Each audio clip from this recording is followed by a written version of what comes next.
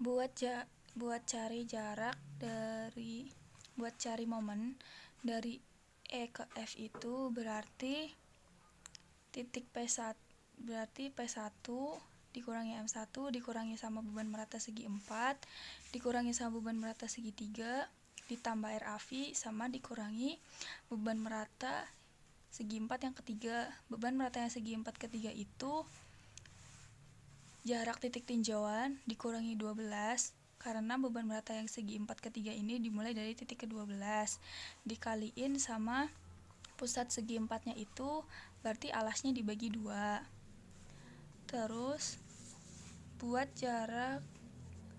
titik tinjauan dari F ke G itu atau dari jarak 14 ke 17 itu berarti sama kayak yang tadi dari E ke F, cuma dia ditambahin P2 sin 30 dikaliin jarak dari P2 ini ke titik tinjauan. Jaraknya itu berarti X dikurangi 14 karena P2 itu dimulai dari titik ke-14. Terus buat Q2 nya di sini dia kan udah utuh beban merata segi 4.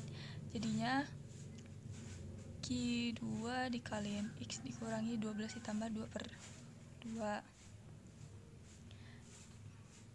Terus buat jarak dari G ke H itu berarti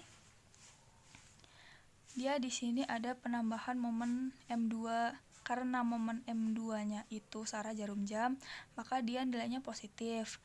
Terus dia juga ada penambahan beban merata di sini segi 4, itu Q3.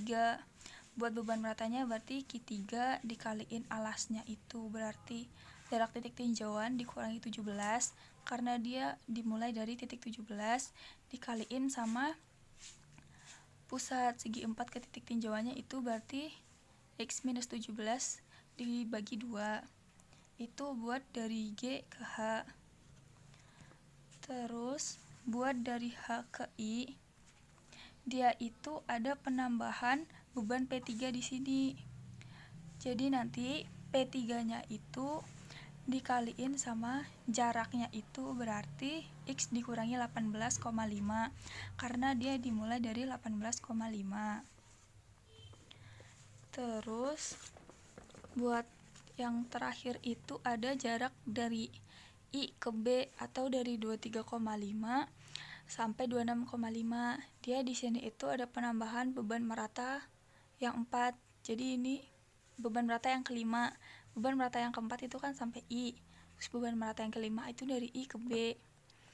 Di sini itu beban merata segi 4 yang kelima itu Q4 dikaliin alasnya itu berarti X dikurangi 23,5 karena dia itu dimulai dari jarak 23,5 dikaliin pusatnya itu berarti ada di X dikurangi 23,5 per 2. Kalau di sini itu beban meratanya kita cari per 1 meter 1 meter. Semua beban merata tuh kayak gitu. Terus buat nanti di titik B ini atau titik terakhir itu nilainya itu 0. Itu di M26,5 itu nilainya 0. Kalau misalnya udah 0 berarti udah benar. Terus kalau misalnya di titik yang pertama atau titik C ini dia nilainya nggak 0 soalnya dia di sini ada momen M1. Makanya dia nanti buat momen di nolnya dia ada nilainya M1.